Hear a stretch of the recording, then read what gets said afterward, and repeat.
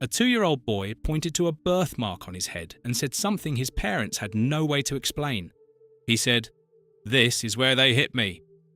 Then he named the man who had done it. He named the village where he had lived before. He named the family he had belonged to. He described the house. He described the circumstances of his death. His parents had never discussed any of this with him. He had never been to the village he was naming. He was 2 years old. Investigators from the University of Virginia travelled to the village he named. They found the family. They interviewed neighbours. They located records. They found a man who had died from exactly the kind of head wound the child described, in exactly the circumstances the child described, at the hands of exactly the man the child had named. Everything the 2-year-old had said was accurate. This is not an isolated case. This is one of over 2,500 systematically documented cases collected by researchers at the University of Virginia School of Medicine since 1961. Cases of children, typically between the ages of 2 and 4, who spontaneously describe memories of previous lives that are subsequently verified by independent investigation. This is the longest-running scientific investigation into the continuity of consciousness after death ever conducted at a major medical institution. It has produced peer-reviewed publications, replicated findings across multiple continents, and evidence so difficult to dismiss that even committed skeptics struggle to account for it. And almost nobody in mainstream science is paying attention. The researcher. Ian Stevenson was not a mystic or a spiritual seeker, he was a psychiatrist. Born in Montreal in 1918, Stevenson completed his medical training and built a distinguished mainstream academic career. By the late 1950s, he was chairman of the Department of Psychiatry at the University of Virginia School of Medicine, one of the most respected positions in American academic psychiatry. He was also, quietly, deeply dissatisfied with what psychiatry could explain. Stevenson had a specific intellectual concern: the question of why human beings are born with the personalities, preferences, phobias, and talents that they have. Genetics accounted for some of it. Early environment accounted for more. But there remained, he believed, a residue of individual character that neither genetics nor environment could fully explain, and that the existing scientific frameworks for understanding personality development were fundamentally incomplete as a result. In 1958, he came across a collection of reported cases of children claiming to remember previous lives. Cases documented in various cultural and religious traditions, but never subjected to rigorous empirical investigation. Something about the cases caught his attention in a way he could not dismiss. They were too specific, too verifiable, too unlike the kinds of confabulation or fantasy that psychological research predicted. In 1960, he travelled to India to investigate a collection of such cases firsthand. What he found was not what a skeptical psychiatrist expected to find. He found children who named specific people, specific places, and specific circumstances. Children from families with no connection to the previous families named, in villages they had never visited, describing details that were verified accurate by independent inquiry. He found that the children typically began their claims as soon as they could speak, around age 2 or 3, and that the memories faded naturally by age 7 or 8, often leaving the children with no recollection of what they had previously described so insistently. He returned from India with 44 documented cases. He published a preliminary analysis in 1960. The paper attracted the attention of Chester Carlson, the inventor of the Xerox copying process, and one of the most successful inventors of the 20th century. Carlson was personally interested in survival of consciousness after death, and recognized the scientific importance of what Stevenson was attempting. When Carlson died in 1968, He left a bequest of $1 million to the University of Virginia, specifically to support Stevenson's research. The Division of Perceptual Studies was established at the University of Virginia School of Medicine in 1967. It has operated continuously ever since. The pattern. Across over 2,500 investigated cases spanning 6 decades, a consistent pattern has emerged that is statistically improbable as coincidence and structurally resistant to conventional psychological explanation. The cases follow a recognizable sequence. A child, typically between the ages of 2 and 4, begins spontaneously describing a previous life. The child uses present tense initially, speaking as if the previous life is still current reality rather than a memory. The child insists, sometimes with considerable distress, that their real family is a different family, living in a different place. The child provides specific details, names of family members, names of neighbours, geographic locations, descriptions of houses, possessions, occupations, the circumstances of death, which in the strongest cases are violent, unusual, or otherwise memorable.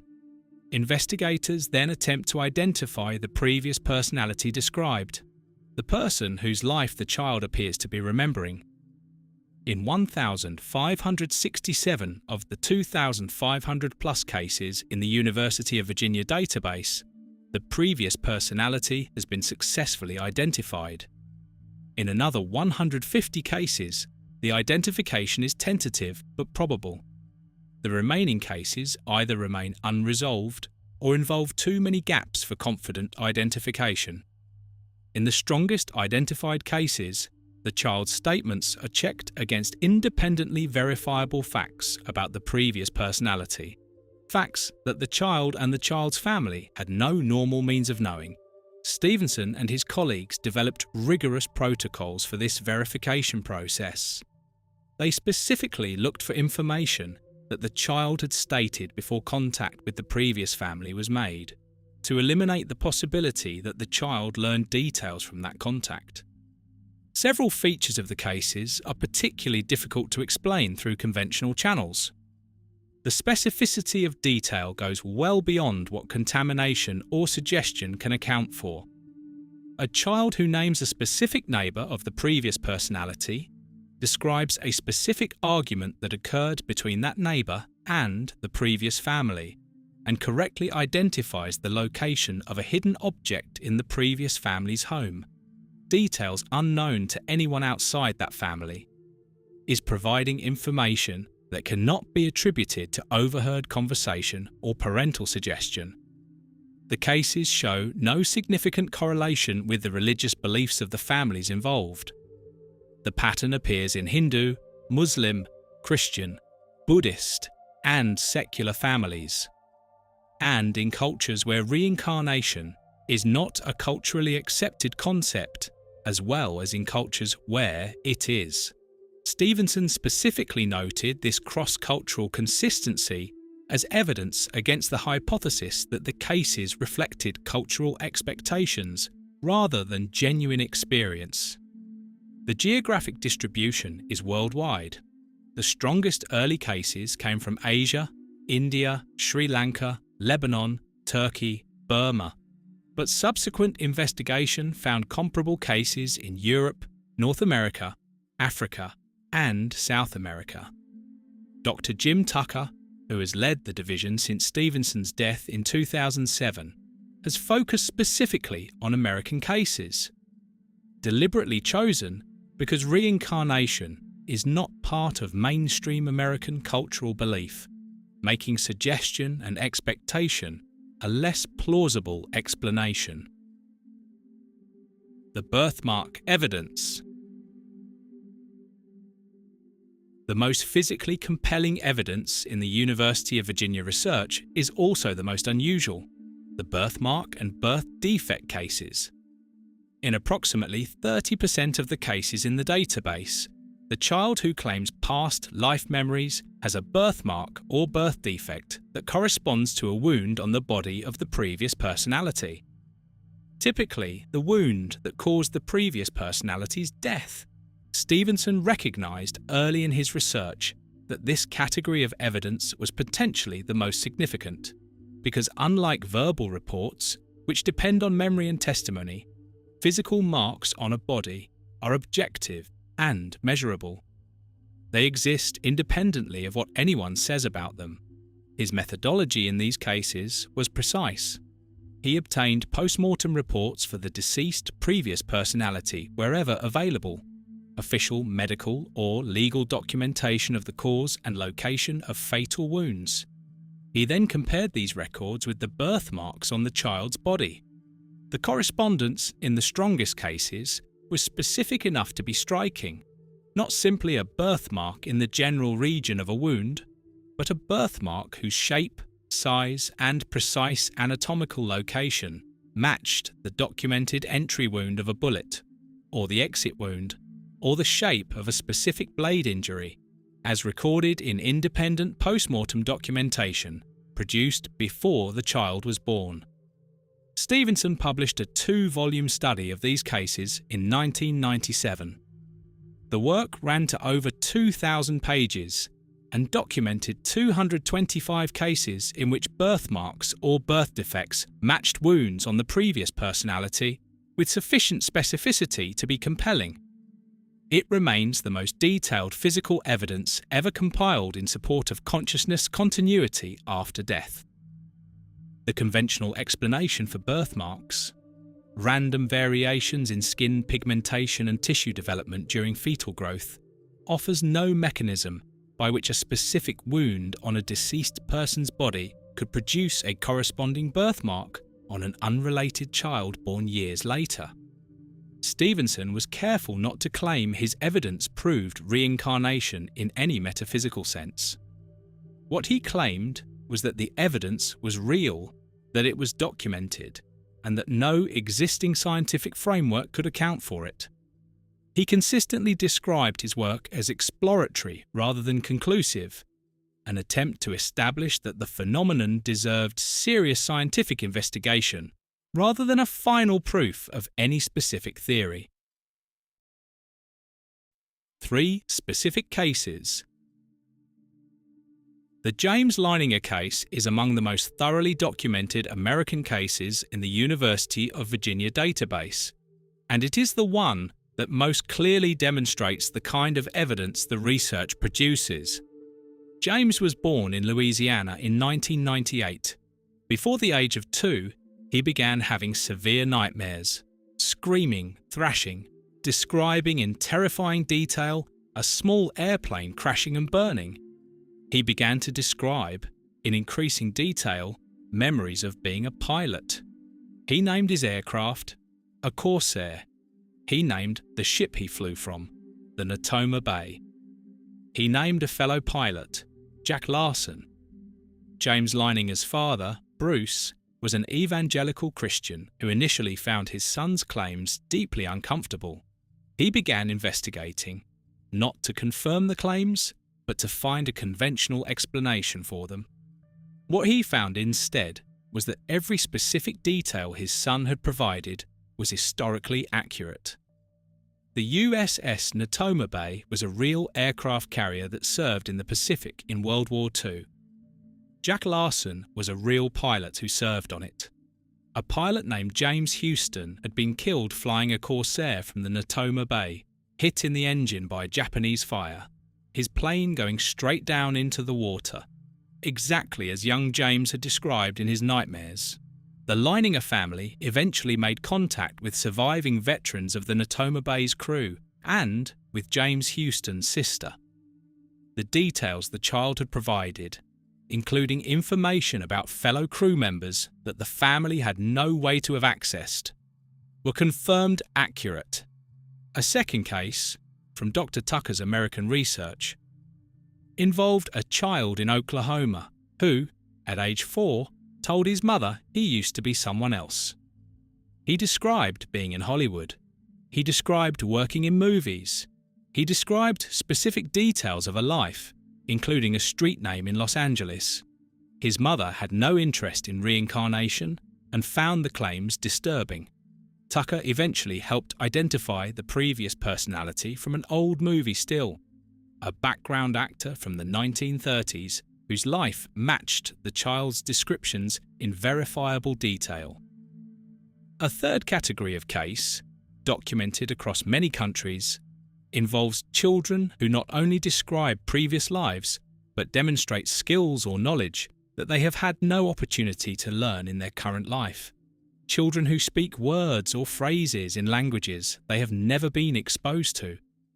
Children who demonstrate technical knowledge of machinery, of medical procedures, of military equipment, that is verified accurate and that their current family has no connection to. These cases do not prove reincarnation. What they demonstrate is that some children appear to have access to specific, verifiable information about deceased individuals that they could not have obtained through any identified conventional channel. What it means. Jim Tucker, who has led the Division of Perceptual Studies since Stevenson's death, has described the implications of the research carefully and without overstatement. The cases suggest, he has said, that consciousness may survive bodily death, and that some aspect of a previous personality may persist and eventually be associated with a new physical body. This is not a conclusion he reached eagerly. It is a conclusion the evidence forced him toward after years of rigorous investigation. What makes this conclusion particularly significant in the context of this series is the way it connects to the other lines of evidence we have examined. Van Lommel's cardiac arrest data showed that consciousness can exist and function during verified absence of brain activity. Pam Reynolds demonstrated this in a surgical setting with extraordinary specificity.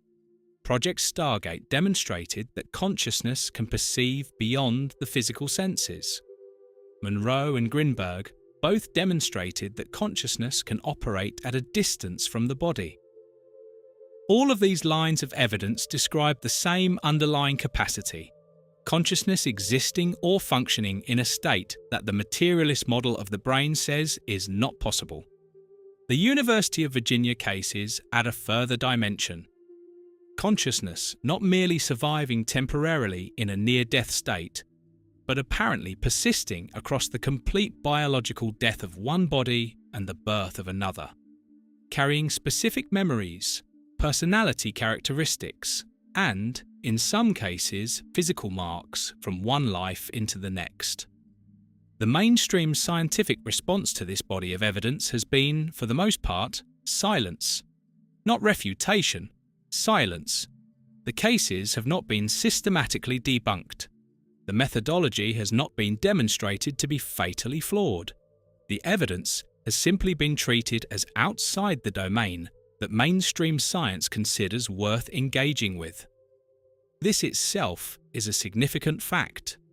When 2,500 documented cases produced by a 60-year research program at a major medical school fail to generate a serious, systematic mainstream scientific response, the explanation is not that the evidence is obviously weak.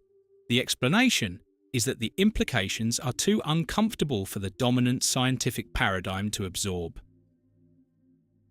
8 videos into this series, we have now examined consciousness from every angle available to us. Through laboratory experiments, surgical operating rooms, CIA classified files, ancient philosophical texts, the trance sessions of a Kentucky photographer, and the spontaneous memories of 2-year-old children. All of it pointing in the same direction. All of it suggesting that consciousness is not a temporary product of the brain that disappears when the brain stops functioning. All of it suggesting that whatever we are is something larger, more persistent, and more structured than the materialist model of mind has ever accounted for. The children in Ian Stevenson's research were not seeking anything. They were not performing for an audience. They were not trying to confirm a belief system. They were 2 years old, and they were describing specific people, specific places, and specific events with an accuracy that investigators verified independently. They were remembering. The question of what they were remembering, and what that means for the nature of consciousness and the nature of death, is the question that a 60-year research program at the University of Virginia has been asking quietly, rigorously, and without adequate recognition from the scientific community that should most urgently care about the answer. The evidence is there. The archive is there. The cases are documented and available. What is missing is the collective scientific courage to take them seriously. Subscribe to this channel if this series has opened something for you. The investigation continues next week. I will see you there.